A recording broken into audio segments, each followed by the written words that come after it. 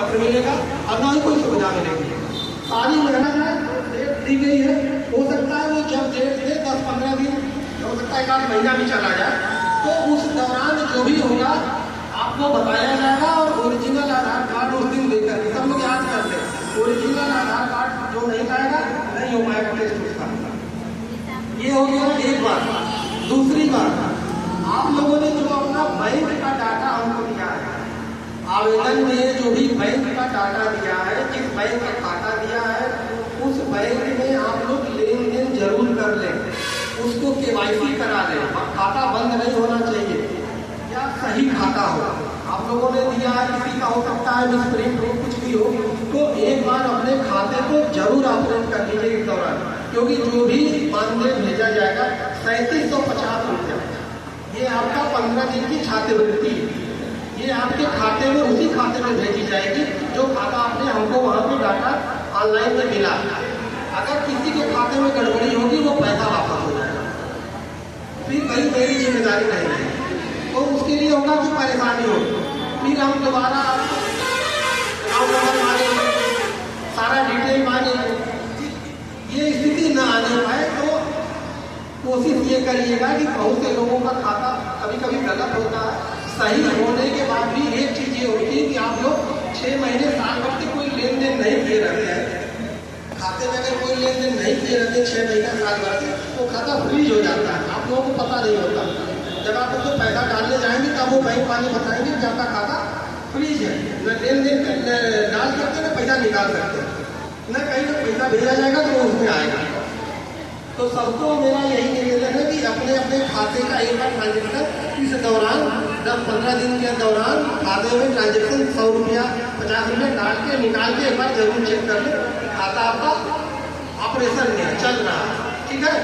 ये काम जरूर कर लीजिएगा, क्योंकि हम पैसा भेजेंगे तो लगभग 40% लोगों का पैसा वापस हो जाता है यही खाते की गड़बड़ी के कारण, फिर हमको भी परेशानी होती है, आप लोगों को भी होती है। तो ये 2 चीजें आप लोग ध्यान रखिएगा, RPL टेस्ट के दिन ओरिजिनल आधार कार्ड और खाते का एक बार संचालन जरूर कर लीजिए अपने अकाउंट का, जिससे ना आपको परेशानी हो ना हमको परेशानी हो, ठीक है।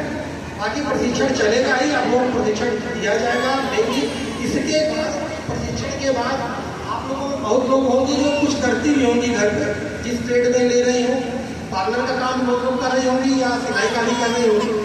तो अगर आप लोगों को किसी तरह की जरूरत हो, ये ट्रेनिंग लेने के बाद आप लोग चाहें तो अपना स्वयं का जो दुकान या उद्यम लगाना चाहें, जिस क्षेत्र का आप ब्यूटी पार्लर का ले रही है या सिलाई का ले रही है, अगर वो दुकान खोलना हो, ब्यूटी पार्लर खोलना हो या सिलाई केंद्र खोलना हो या सिलाई का प्रशिक्षण केंद्र ही चलाना, उस स्थिति में ये सर्टिफिकेट आपके काम आएगा जो मिलेगा आपको।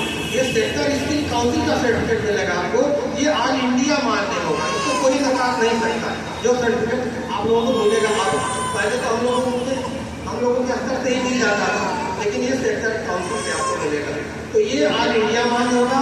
अगर आपको अपना कोई उद्योग लगाना है ट्रेनिंग के बाद या पहले से कर रही हो, तो आप लोग मुख्यमंत्री युवा उद्यमी एक योजना सरकार कर रही है, जिसमें बिना ब्याज के 5 लाख रुपए तक के लोन की व्यवस्था सरकार द्वारा की गई।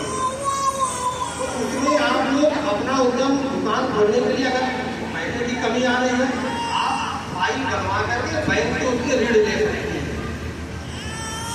इस योजना में खास बात यह है, पहले तो ब्याज नहीं देना आपको, बिना ब्याज का लोन है और 10% आपको सब्सिडी भी मिलेगी। अगर कोई महिला इसमें से 1 लाख रुपए वाली 5 लाख में 1 लाख रुपया लोन लेनी है बैंक से, तो उसमें उनको मात्र 90,000 ही वापस करना है और प्लस 90,000 रुपये का ब्याज भी नहीं देना है, 1 लाख रुपये का ब्याज भी नहीं देना है। और सबसे खास बात इसमें है, बिना गारंटी बंधक के लोन है, ये बैंक मना नहीं कर सकते। अगर इसमें से कोई भी महिला, कोई भी पुरुष और भी लोग भी हैं, अगर वो इस मुख्यमंत्री युवा उद्यमी में लोन लेना चाहते हैं 50,000 से लेकर 5 लाख तक के अंदर, जो भी हो, 1 लाख हो, 2 लाख हो, 3 लाख, जितने की आपको जरूरत हो, अगर आप लोन लेना चाहती हैं वही उद्योग लगाने के लिए जिसमें आप ट्रेनिंग ले रही हैं या इसके अलावा भी कोई उद्योग लगाना चाहते हैं, तो वो लोन बैंक देने से मना नहीं कर सकता। ये सरकार के द्वारा उनको निर्देश है। कोई बंधक वो नहीं मांग सकता। ठीक है, बहुत सी इसके पहले समस्याएं थी कि जाने पे आप लोग से वो गारंटी बंधक या जो भी हो सिस्टम नहीं पूरा कर पाने कारण नहीं मिलता था। लोग बैंक कहते थे गारंटी लाइए, बंधक लेके आइए तब लोन देंगे। इस योजना में वो ये नहीं मांग सकता। तो आप लोगों में से जिसको भी जरूरत होगा अपना उद्योग कराने के लिए आप बैंक से अप्लाई करिए। ऑनलाइन सारा सिस्टम ऑनलाइन है। मुख्यमंत्री युवा उद्यमी योजना है, इसमें आप पोर्टल पर सर्च करेंगे, सबके पास मोबाइल है, आप लोग सर्च करिए, ये योजना आप लोगों को मिल जाएगी। उसमें आवेदन करिए आप, और जिसको जितनी जरूरत हो उतना ही लोन ले। होता क्या है, बहुत सी आता है आप लोगों के बीच से बात आती है, किसान हो गए हमको बैंक ने लोन नहीं दिया या हमने अप्लाई किया मना कर दिया, तो थोड़ी सी गंभीरता हमको भी रखनी पड़ेगी अपने काम में कि जो उद्योग लगाना है हम उसी के सापेक्ष लोन का आवेदन करें। ये ना करें कि हमको हमारा जो ब्यूटी पार्लर है 1 लाख से सेट हो जाने वाला है, 2 लाख में सेट हो जाएगा, हम 5 लाख का आवेदन करें, पता चला 3 लाख रुपया हम घर बनवाने में लगा। तो इस तरह वो लोन उस तरह नहीं मिलेगा, इस चीज़ के लिए वो मना करेगा। तो आपको जितनी जरूरत हो उतने का ही आवेदन करें और वो आपको मना नहीं करता। तो कोशिश करिए आप लोग कुछ ना कुछ करिए। सरकार की यही योजना है, सारे लोग कुछ ना कुछ करें और जो भी करें अपने परिवार के लिए करेंगे, समाज के लिए करेंगे, तो इसका लाभ जरूर लें। योजनाएं सरकार आपके लिए चला रही है, तो 2-3 योजनाएं और हैं। एक तो मुख्यमंत्री युवा उद्यमी जो इस समय चल रही, बहुत तेज चल रही है। और सबसे बड़ी बात, इस योजना में मुख्यमंत्री युवा उद्यमी में जिला प्रशासन की पैनी नजर है। मतलब इस पर डीएम साहब पूरी तरह वॉच कर रहे हैं, सब उनके निगरानी में हो रहा है। एक भी शिकायत आपकी अगर उनके यहाँ पहुँच गई, साहब फला बैंक ने हमको लोन नहीं दिया या देने से मना कर रहा है या आनाकानी कर रहा है, डीएम साहब अगर कुछ पहुँच, पूरी निगरानी उनके स्तर से हो रही है। तत्काल उनसे जवाब तलब होगा कि आपने ऐसा क्यों किया, क्यों नहीं लोन दे रहे, उनको जवाब देना पड़ेगा। तो थोड़ा सा आप लोग इसमें हार के थक के घर ना बैठे, अगर इच्छा है मांगे करने की तो करें, और कहीं दुविधा आती है तो जिला प्रशासन आपके लिए है, डीएम साहब है, बाकी अधिकारी भी है, आप थोड़ा सा भागदौड़ करके उसको करा दें, थक के छोड़े नहीं। क्योंकि कोई मैनेजर या बैंक लोन देने से मना नहीं कर सकता, अगर करता तो उसकी जरूर उसके बारे में शिकायत करें, क्योंकि उनकी हर महीने निगरानी हो रही है, उनको जवाब देना पड़ रहा है कि आपके बैंक में कितने आवेदन आए।